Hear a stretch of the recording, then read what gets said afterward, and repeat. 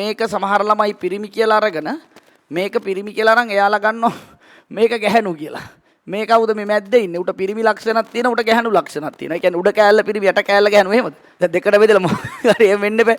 යට කෙල්ලෙක් වගේ උඩ කොල්ලෙක් වගේ.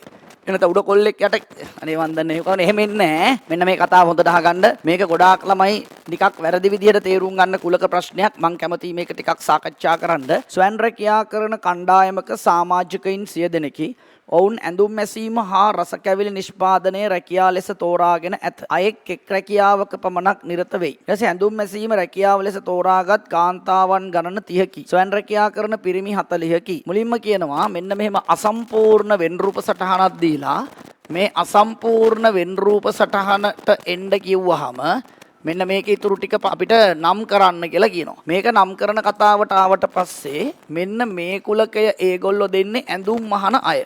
එතකොට යාලා ගානේ මෙන්න මේ ඒ කුලකේ හඳුන්වන්න කියලානේ කියන්නේ. එතකොට මේකේ සර්වත්‍ර කුලක ඇතුලේ මිනිස්සු 100 දෙනෙක් ඉන්නවා. දැන් මට කියන්න ඕගොල්ලෝ මේකට ගත්තේ මොකද්ද? හරිද? ඇඳුම් මහන අය තමයි මේගොල්ලෝ එක කුලකයක් අරන් තියෙන්නේ. මගේ ඔන්ලයින් ක්ලාස් එක සහ ෆිසිකල් එකේ දරුවෝ ටක් ගාලා කතා කරන පේපර් ක්ලාස් එකට අදාළව ඔබ ඉතිරි කුලකය ගත්තේ මොකද්ද? ඔබ ගත්තේ රස කැවිලි කියලාද? ඔබ රස කැවිලි කියලාද ගත්තේ? එහෙනම් වැරදි. ඇයි දන්නවද? මේ ගානේ කොටස් දෙකක් තියෙනවා. ඇඳුම් මහන සහ රස කැවිලි නිෂ්පාදනය කරන. දැන් ඔයා මෙන්න මේ කුලකය ඇඳුම් මහන කියලා ගත්තනම් පුතා මෙන්න මෙතනයි ඉන්න කොටස් දෙක කවුද? ඇඳුම් මහන්නේ නැති කට්ටිය. ඇඳුම් මහන කට්ටිය මහන්නේ නැති කට්ටිය. එහෙනම් ඇඳුම් මහන් නැති කට්ටිය තමයි රස කැවිලි හදන කට්ටිය බවට පත් වෙන්නේ. එහෙනම් ආයේ රස කැවිලි කියලා එකක් වෙන් කරලා ගන්න අවශ්‍යතාවයක් නැහැ. හැබැයි මෙන්න මෙතන තියෙනවා ඇඳුම් මැසීම රැකියාව ලෙස තෝරාගත් කාන්තාවන් ගණන 30යි. එහෙනම් අපිට ස්ත්‍රී පුරුෂ භාවය ගානට සම්බන්ධ කරන්න වෙනවා.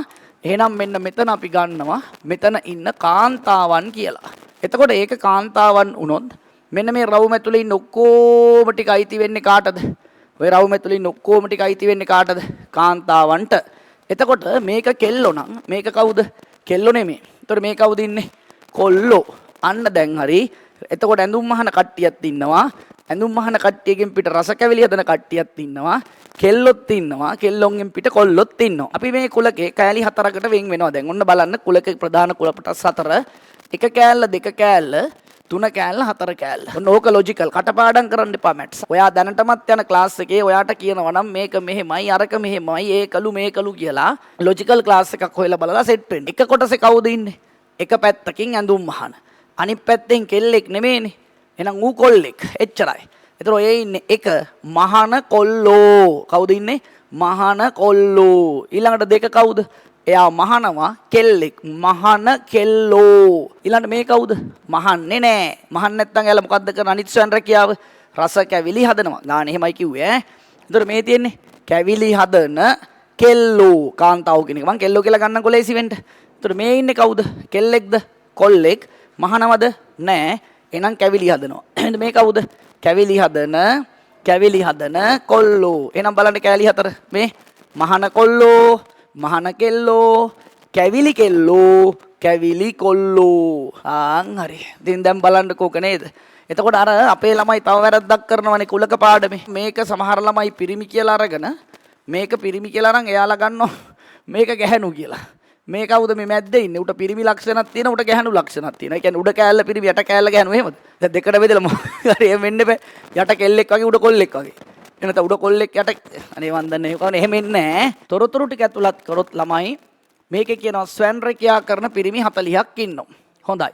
ඊට කලින් කියනවා මහන කෙල්ලෝ 30ක් ඉන්නවා. කොහෙද බම් මේ ස්වයං රැකියා කරන පිරිමි 40 ඉන්නේ? පිරිමි 40 ඉන්නේ. කෙල්ලෝ නෙමෙයි. කෙල්ලෝ නෙමෙයි කොල්ලෝ 40ක් ඉන්නවා. මෙතන ඉන්නේ කොල්ලෝ නේද? මෙතන ඉන්නේ කොල්ලෝ නේද? මේ කොල්ලෝ 40 ගැන තමයි ඔය කියන්නේ. ඔතන 40යි. ඒ කියන්නේ මේත් කොල්ලෙක් මහන කොල්ලෝ, මේත් කොල්ලෙක් කැවිලි කොල්ලෝ. මහන කොල්ලෝ කැවිලි කොල්ලෝ ඔක්කොම එකතු කරපුවම ස්වයං රැකියා කරන කොල්ලෝ. හැබැයි දෙවෙනි ප්‍රශ්නේ අහන්නේ රස කැවිලි කෙල්ලෝ. කැවිලි කෙල්ලෝ මේ මෙතන කොහමද හොයන්න වෙන්නේ? මෙතන 30යි. මෙතන මෙතන 40යි. එහෙනම් 100න් අඩු කරන්ඩ කීයද? 100න් කීයද අඩු කරන්නේ? අන්න අර 30යි අන්න අර 40යි. ඊට පස්සේ උත්තරයක් එනවා 70ක් අඩු කරපුවාම තව කීයක්ද එන්නේ? තවත් 30යි. ඒ කැවිලි කෙල්ලෝ. ඒ කැවිලි කෙල්ලෝ. ඇඳුම් මසන කාන්තාවන් හා රස කැවිලි නිෂ්පාදනය කරන පිරිමි. මහන කෙල්ලෝ. ඊළඟට කැවිලි කොල්ලෝ. කැවිලි කොල්ලෝ. දෙක එකතුව 53යි. මහන කෙල්ලෝ කැවිලි කොල්ලෝ 53යි නම් මෙතන 23යි.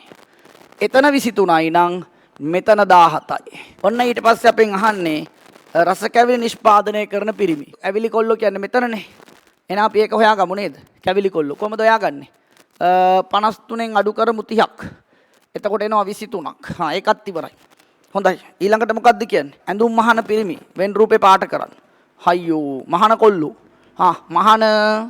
මහන කෙල්ලෝ. එතකොට මහන කොල්ලෝ. ඔය තින්. ඔන්න පාට කළා මෙතන ටික් එකකුත් දාන්න. කාරණා හතරක් අපි මේක ඇතුලේ කියන්න ඕනේ. එකක් මහන නැති. ඒ කියන්නේ මහන රස කැවිලි කෙල්ලෝ කොල්ලෝ.